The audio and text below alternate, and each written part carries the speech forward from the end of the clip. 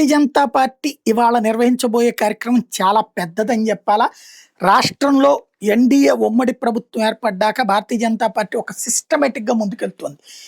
వివిధ కుల వృత్తుల వాళ్ళకి సంబంధించినటువంటి ముఖ్యుల యొక్క కార్యక్రమాలు నిర్వహించడం దగ్గర నుంచి, పార్టీని సంస్థాగతంగా బలోపేతం చేయడంలో ఇప్పటికే మాధవ్ చాలా సీరియస్, సిన్సియర్ ఎఫర్ట్ పెట్టుకుంటూ వస్తున్నారు.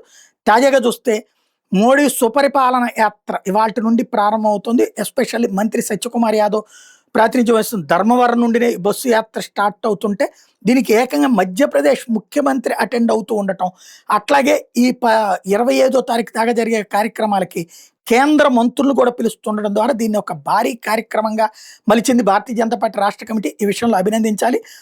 ప్రతి సభకి ఇతర రాష్ట్రాలకు చెందిన ముఖ్యమంత్రులు, కేంద్ర మంత్రులు కూడా హాజరవుతారు. రోజుకి 2 సభలు పెడుతున్నారు.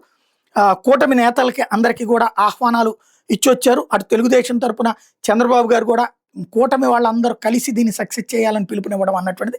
బీజేపీ నిర్వహిస్తున్న కార్యక్రమానికి మిగతా పార్టీల మద్దతు అన్నటువంటిది ఇందులో కీ పాయింట్.